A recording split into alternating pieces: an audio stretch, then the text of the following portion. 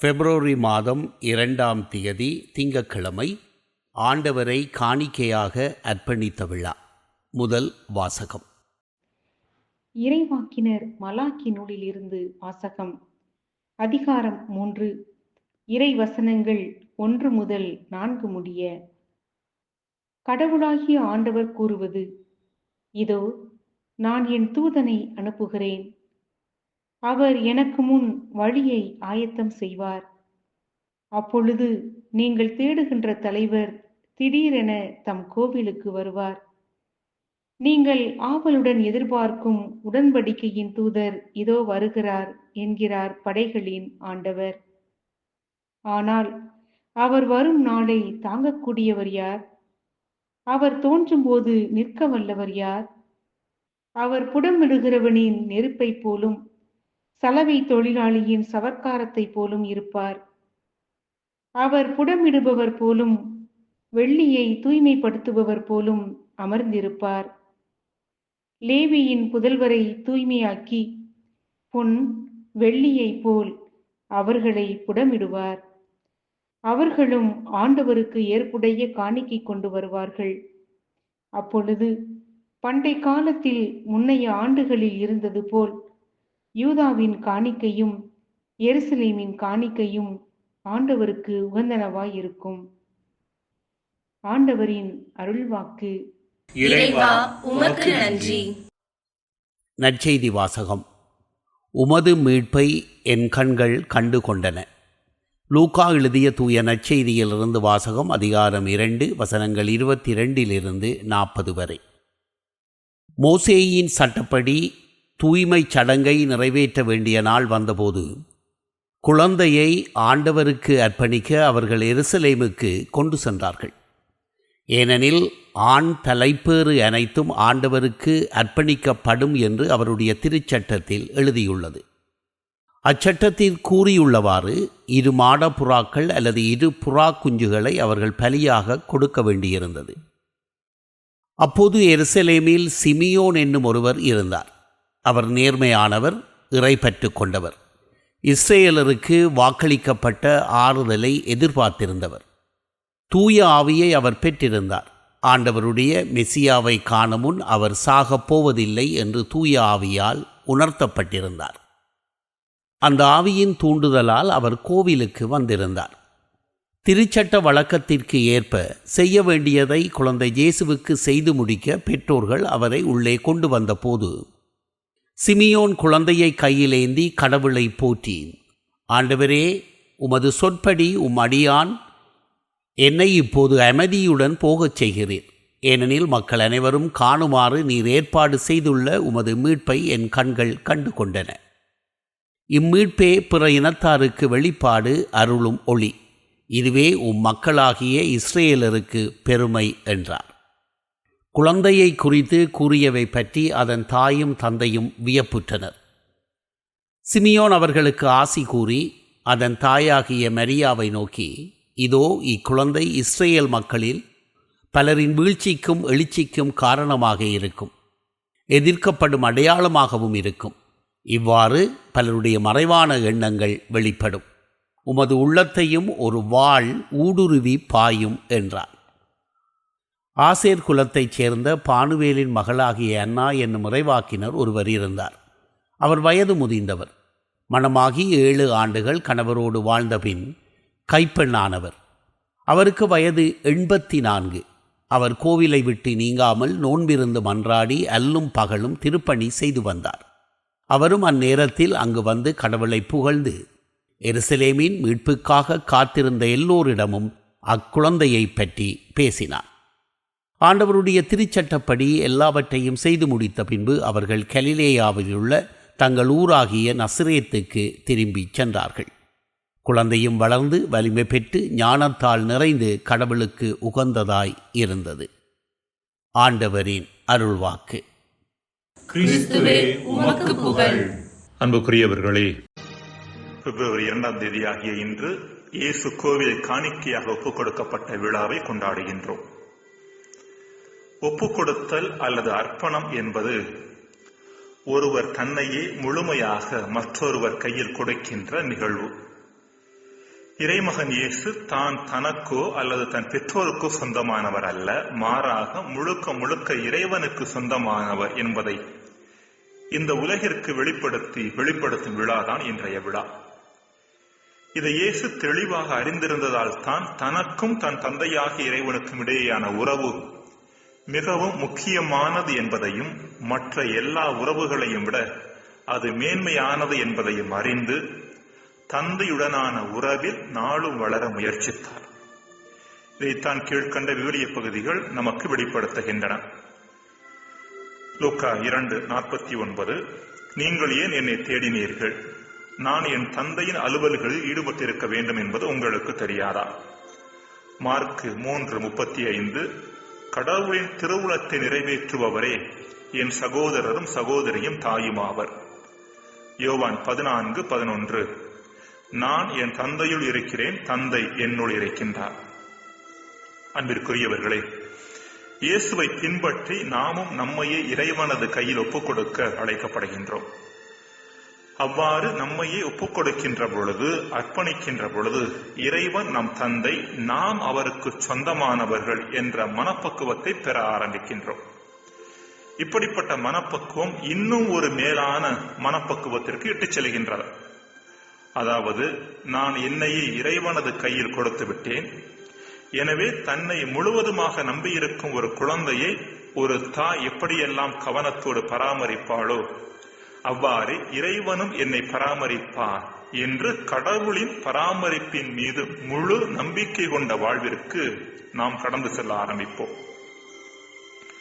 கடவுள் மீது முழு நம்பிக்கை கொண்டு வாழ்வது என்றால் நாம் செயலற்றவர்களாக இருந்து கொண்டு கடவுள் எல்லாவற்றையும் செய்வார் என்று சோம்பேறித்தனமாக வாழ்வது அல்ல. மாறாக வாழ்க்கையில் நடக்கும் ஒவ்வொரு நிகழ்வுமே இறை பராமரிப்பின் வெளிப்பாடு என்று எல்லாவற்றையும் நேர்மறையாக அணுகுவது. அன்புக்குரியவர்களை, நம் வாழ்க்கையை நாம் 2 விதங்களில் அணுகலாம். முதலாவது விதமானது, வாழ்வில் இன்பம் வருகின்ற பொழுது அவற்றை குறித்து மிக்க மகிழ்ச்சி அடைந்து, துன்பங்கள் வருகின்ற பொழுது மனமுடைந்து போவது. துன்பம் இல்லாத வாழ்வு அமைந்தால் எவ்வளவு நன்றாக இருக்கும் என்று எண்ணி அதற்காக இயங்குவது.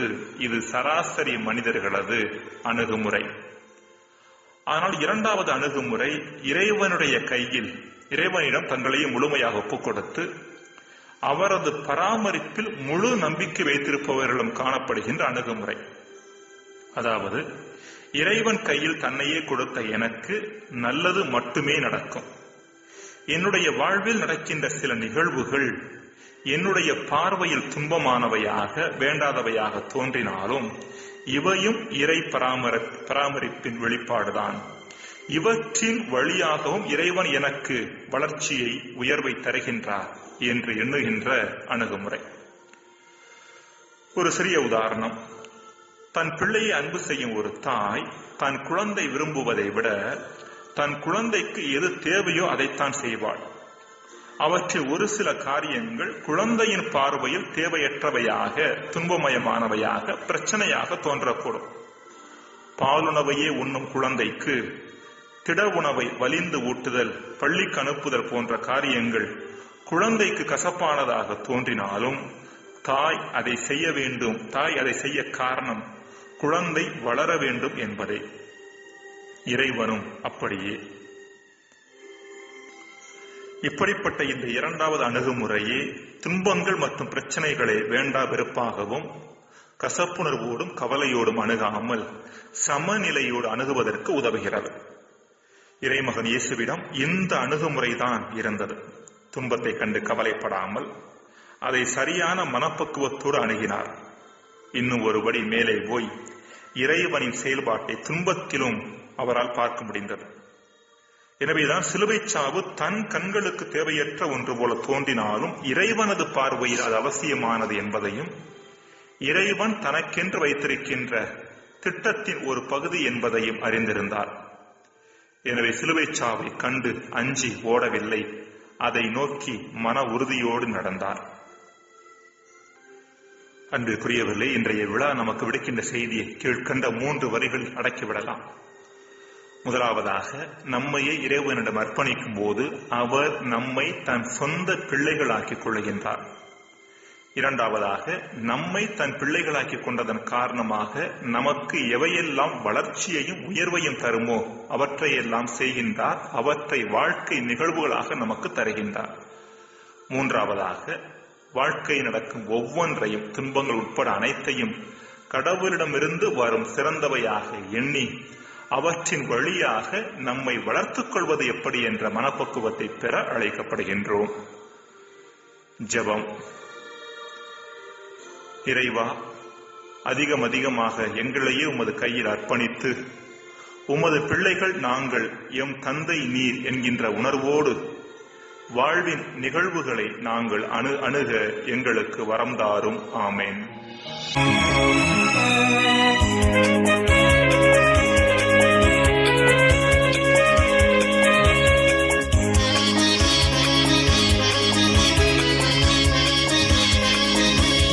கடவுள் இந்த உலகினுக்கு அளித்த காணிக்கை அன்பு காணிக்கை.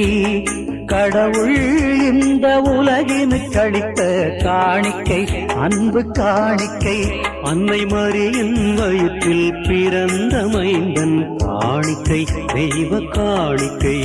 அன்னை மரியின் வயிற்றில் பிறந்த மைந்தன் காணிக்கை தெய்வ காணிக்கை. கடவுள் இந்த உலகினுக்கு அளித்த காணிக்கை அன்பு காணிக்கை.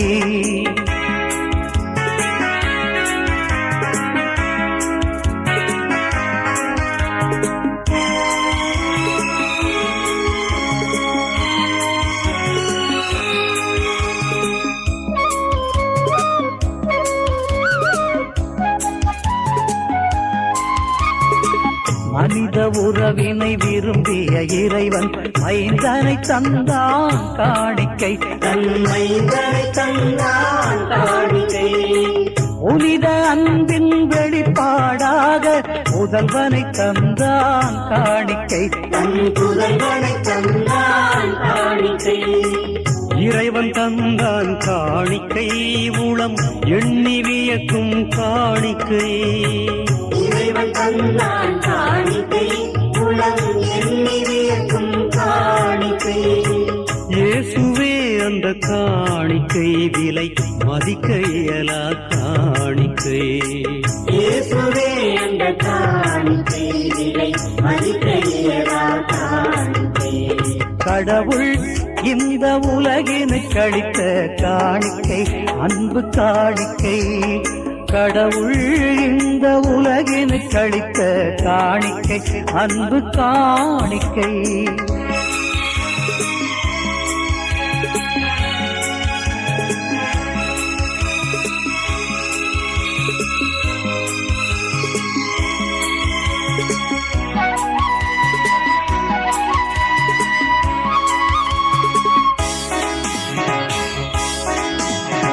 காணிக்கை தந்த இறைவனுக்கு கைமாறென்ன செய்திடுவோம். நாம் கைமாறென்ன செய்திடுவோம். ஊனுடல் தந்த இயேசுவுக்கு உவந்திட என்ன தந்திடுவோம். அவர் உவந்திட என்ன தந்திடுவோம். இறைவன் நமது தந்தை என்று வாழ்வது நமது காணிக்கை. இறைவன் நமது தந்தை என்று வாழ்வது நமது காணிக்கை. இயேசு வாழ்வின் ஒளியென சாட்சி பகர்வது இதய காணிக்கை. இயேசு வாழ்வின் ஒளியென சாட்சி பகர்வது இதய காணிக்கை. கடவுள் இந்த உலகினுக்கு அளித்த காணிக்கை அன்பு காணிக்கை. கடவுள் இந்த உலகினுக்கு அளித்த காணிக்கை அன்பு காணிக்கை. அன்னை மரியின் வயிற்றில் பிறந்த மைந்தன் காணிக்கை தெய்வ காணிக்கை. அன்னை மரியின் வயிற்றில் பிறந்த மைந்தன் காணிக்கை தெய்வ காணிக்கை. கடவுள் இந்த உலகினுக்கு அளித்த காணிக்கை அன்பு காணிக்கை.